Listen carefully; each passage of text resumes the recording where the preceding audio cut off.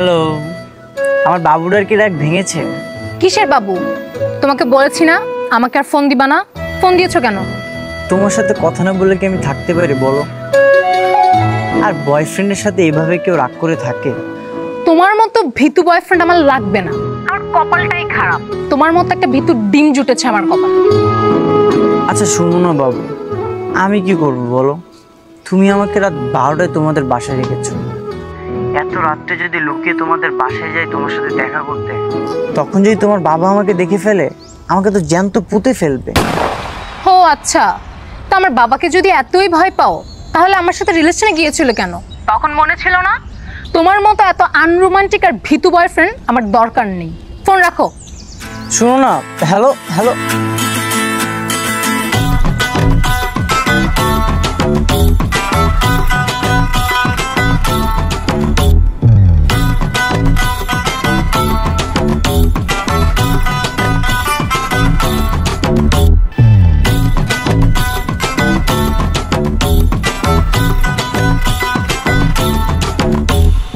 আচ্ছা, তোর গার্লফ্রেন্ডের সাথে আমাকে দেখা করে বলে নিয়ে আসলি, কিন্তু আমরা এভাবে চোরের মতো দেয়াল টপকে আসলাম কেন? আরে আস্তে কথা বল। কেন আসতে কেন? শ্বশুর বাড়ি এসেছিস, কই বুক ফুলিয়ে বাসায় ঢুকবি? আরে বাবা, নাজিয়াকে সারপ্রাইজ দেওয়ার জন্য তো এভাবে লুকিয়ে লুকিয়ে দেয়াল টপকে ভিতরে আসলাম। কালকে রাত 12টায় ওর সাথে দেখা করে বার্থডে উইশ করিনি, এই জন্য আমার উপর রাগ করেছে। ও আচ্ছা, এই ব্যাপার। কিন্তু কোনো ঝামেলা হবে না তো? মেয়ের বাবারা কিন্তু অনেক ডেঞ্জারাস হয়, তোর জন্য কিন্তু আমি গণজলে খেতে পারবো না। আরে ভয় পাচ্ছিস কেন? নাজিয়ার বাবা অনেক সহজ সরল। শোন, আমার হবু শ্বশুর জরুরি কাজে ঢাকার বাইরে গেছে, বাসা পুরো ফাঁকা। ও আচ্ছা, তাহলে ঠিক আছে। আচ্ছা তুই এখানে থাক, আমি নাজিয়ার সাথে দেখা করে আসি। আমি না আসা পর্যন্ত তুই এক পাও নড়বি না, ঠিক আছে? আচ্ছা যা।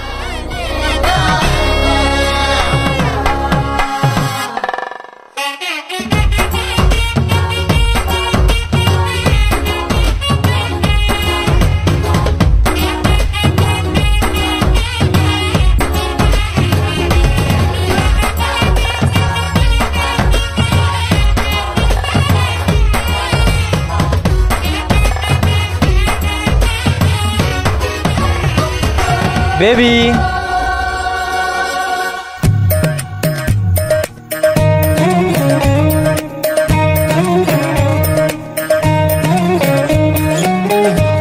তুমি এখানে আসলা কিভাবে? তোমার বাসার পিছন দিয়ে দেয়াল টপকে ভিতরে ঢুকেছি।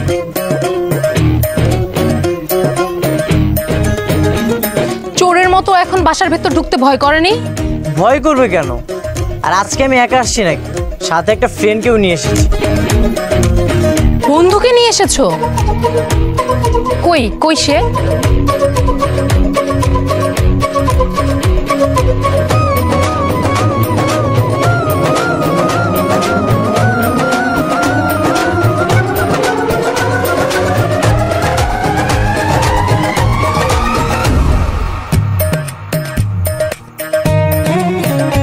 এই ছেলে, কে তুমি? আমি কে মানে? আপনি কে? ও আচ্ছা, বুঝতে পেরেছি, আপনি বাসার কাজের লোক, তাই তো?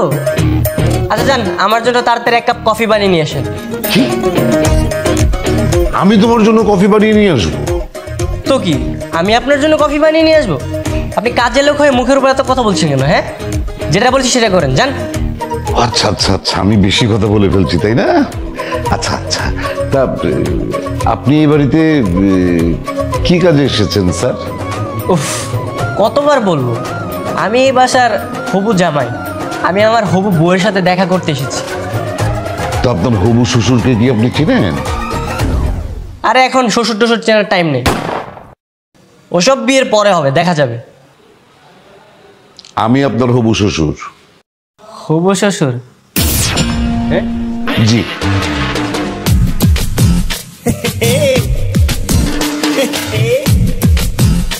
সে তো নিচে বেলকনিতে ওয়েট করতেছে। কি? একে তো তুমি এসেছো, সাথে আবার বন্ধুকে নিয়ে এসেছো। এখন যদি বাবা দেখে ফেলে তাহলে তোমাদের দুইজনকে ধরে বেঁধে রাখবে। আঙ্কেল আমার ভুল হয়ে গেছে, আমার কফি লাগবে না, আমি যাই। এই দাঁড়াও রহিম, আয় রহিম, রহিম দড়ি নিয়ে আয়। আজকে হবু জামাইকে আমি পিলারের সাথে বাঁধবো। রহিম, কতক্ষণ লাগে? দেখ ধর এটাকে বাঁধে এখানে। আমাকে যেতে দেন, ভালো করে বেঁধে রাখ। আমার ভুল হয়ে গেছে আঙ্কেল, আমাকে যেতে দেন। চুপ, একদম চুপ, যেতে দেন। হ্যাঁ দে, দড়ি দে। আপনি আবার কি করছেন? ছেড়ে দেন আঙ্কেল, আমাকে প্লিজ ছেড়ে দেন। চুপ, একদম চুপ। আপনি কি করছেন এগুলো? ছাড়েন আমাকে। ছাড়ে না আমাকে। আঙ্কেল আমার ভুল হয়ে গেছে, আমি আপনার বাসার আশেপাশে কখনো আসবো না। জানি তো তোমাকে ছেড়ে দিলে তুমি ফুরুত করে চলে যাবে, আর জীবনে কোনোদিন আমার বাড়ির আশপাশ দিয়ে তুমি আসবে না, আমার সম্মান নষ্ট করে দিয়ে তুমি পালাবে। আমি তো তোমাকে সেটা করতে দিব না। দিব নো, আমি এখন কাজই রাখবো, তোমার সাথে আমার মেয়ের এখনই বিয়ে পড়িয়ে দিব। হ্যাঁ বিয়ে? কি বলতেছো তুমি? তুমি না কালকে বললা তোমার বাবা মিটিং এর কাজে ঢাকার বাইরে যাচ্ছে? আরে বাবার মিটিং ছিল, ক্যান্সেল হইছে, বাবা নিচের রুমে আছে। আঙ্কেল আমার ভুল হয়ে গেছে, আমাকে মাফ করে দেন, আমি আপনার মেয়েকে বিয়ে করতে পারবো না, প্লিজ। এই চুপ, ঘুঘু দেখেছো? হ্যাঁ, ফাঁদ দেখোনি তো, আজকে তুমি ফাঁদ দেখবে। এই নাজিয়া, নাজিয়া, এই নাজিয়া। বাবা ডাকছে, তুমি প্লিজ তাড়াতাড়ি যাও। আরে ওদিকে কোথায় যাচ্ছ? এদিক দিয়ে যাও। আরে নিচে আমার বন্ধু আছে না। আরে আগে নিজে তো বাঁচো, তারপরে বাপের নাম। যাও তাড়াতাড়ি যাও।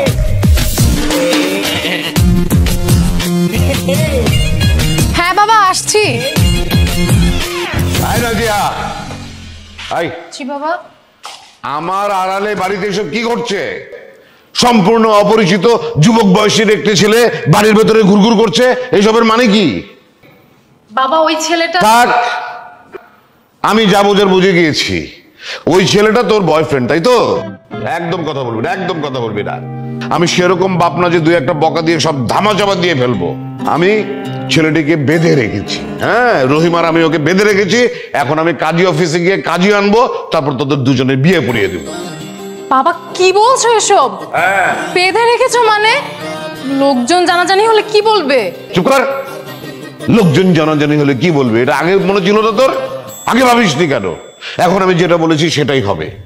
এই ছেলের সাথেই তোর বিয়ে হবে। আয় রহিম, আয়, দরজা ভালো করে বন্ধ করে রাখ যেন পালাতে না পারে। আমি কাজী অফিসে যাচ্ছি, কাজী ডেকে নিয়ে আসছি।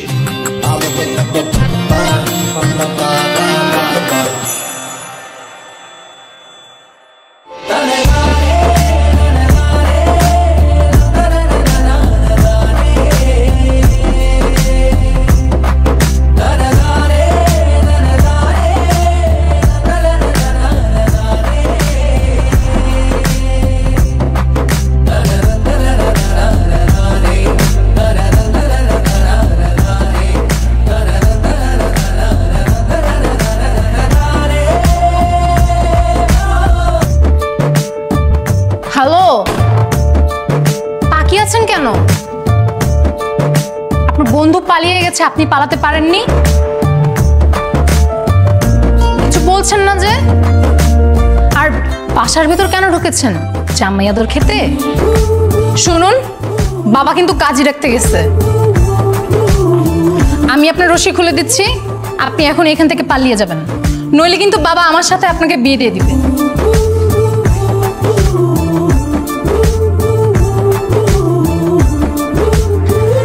আমি তো আর যাবো না। যাবেন না মানে?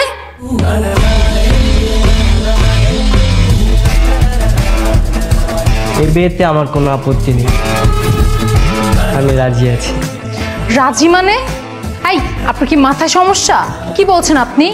আমি আপনার বন্ধুর গার্লফ্রেন্ড, আর আপনি বলছেন আমাকে বিয়ে করতে আপনার কোনো আপত্তি নেই? আপনি রাজি?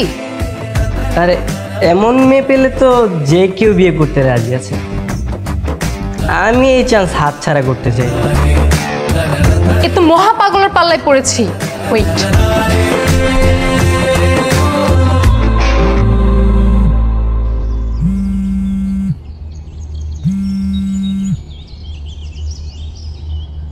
হ্যালো। এই, তুমি এরকম একটা পাগলকে নিয়ে আমাদের বাসায় এসেছো কেন? কেন, শান্ত কি করেছে? কি করেছে? সে জামাই আদর খাওয়ার জন্য আমাদের বাসায় ঢুকেছিল। এখন বাবা তাকে বেঁধে রেখেছে, বসে বসে জামাই আদর খাওয়াচ্ছে। বলো কি? এই শান্তকে ফোনটা দাও তো।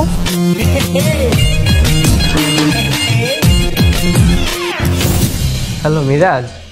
এই তুই ধরা পড়লি কিভাবে? পালাতে পারিস নাই? তুই এখনই ওখান থেকে চলে আয়। আমি তো আর এখন এখান থেকে যাব না। আসবি না মানে? তুই যদি ওখান থেকে না আসিস, নাজিয়ার বাবা তো তোর সাথে নাজিয়ার বিয়ে দিয়ে দিবে। আরে আমি তো সেটাই চাই। তোর গার্লফ্রেন্ডকে দেখে আমি একদম ক্রাশ খেয়ে গেছি রে। আমি এখান থেকে আর ওকে বিয়ে না করে এখন আর যাচ্ছি না।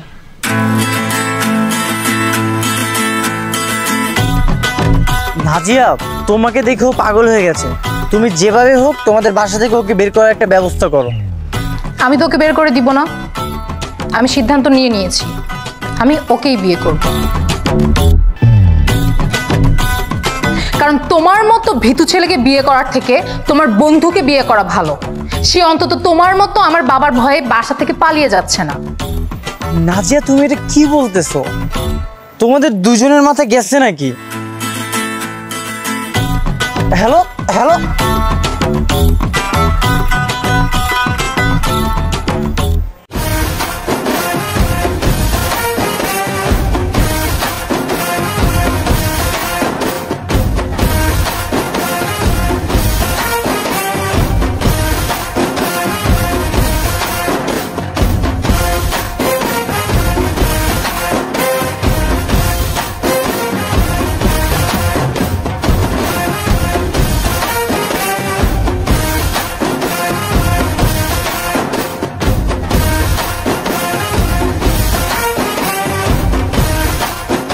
শান্ত, বৌমা, তোমরা দুজনে একটু সাইডে গিয়ে কথা বলো, আমি ভাই সাহেবের সাথে একটু কথা বলবো।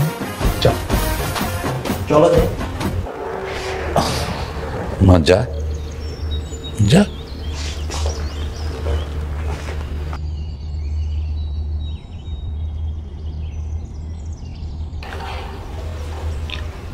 ভাই সাহেব, আমার ছেলে হয়ে আমি আপনার কাছে ক্ষমা চাচ্ছি।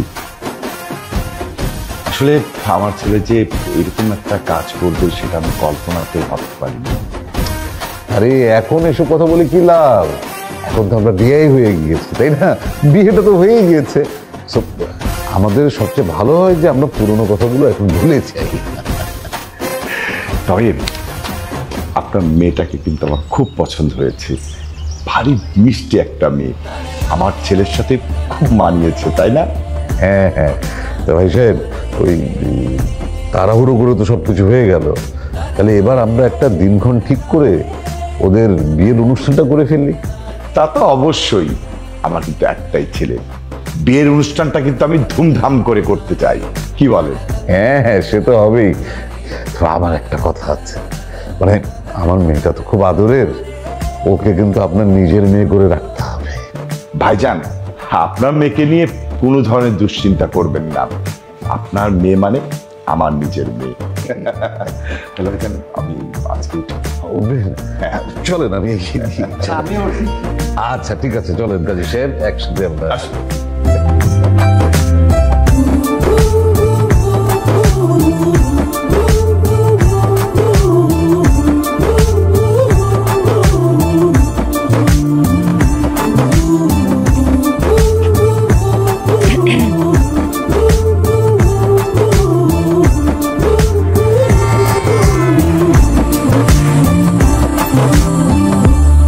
যা হওয়ার তো হয়ে গেছে, এখন আর আফসোস করে কি লাভ বলো? আর আল্লাহ যা করে তা তো ভালোর জন্যই করে না? চুপ করো, তোমার কি লজ্জা শরম বলতে কিচ্ছু নাই? একে তো বন্ধুর গার্লফ্রেন্ডকে বিয়ে করছো, তার উপর আবার ফেলফেলি হাসতেছো। আচ্ছা শোনো, যে বন্ধু অন্য বন্ধুকে বিপদে ফেলে পালিয়ে যায়, ওর কথা ভেবে কি কোনো লাভ আছে?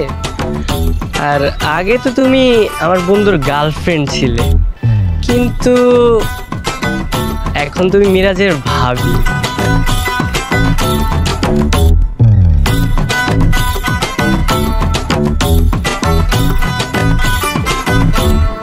সিনেমাটা কিন্তু অনেক দারুণ ছিল, কি বলো? হ্যাঁ, তুমি কিন্তু আমাকে প্রতি সপ্তাহে আমার একটা সিনেমা দেখাতে নিয়ে যাবে। আচ্ছা ঠিক আছে।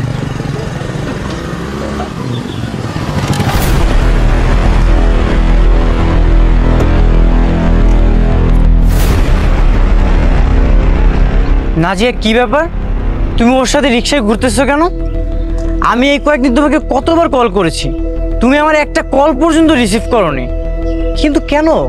আমি ওকে বারণ করেছিলাম যাতে কোনো পরপুরুষের সাথে কথা না বল। পরপুরুষ মানে? আমি ওর বয়ফ্রেন্ড, পরপুরুষ হতে যাব কেন? তুমি ওর বয়ফ্রেন্ড ছিলা, কিন্তু এখন ও আমার স্ত্রী আর আমি ওর স্বামী। স্বামী মানে? নাজিয়া ওইগুলো কি বলতেছে? কি বলতেছে বুঝতেছো না? আমরা দুজন এখন স্বামী স্ত্রী। শান্ত, আমি তোকে বিশ্বাস করে আমার গার্লফ্রেন্ডের বাসায় নিয়ে গেছিলাম, কিন্তু বুঝতে পারিনি তুই এভাবে ছো মেরে আমার গার্লফ্রেন্ডকে বিয়ে করে ফেলবি। আরে আমার কি দোষ?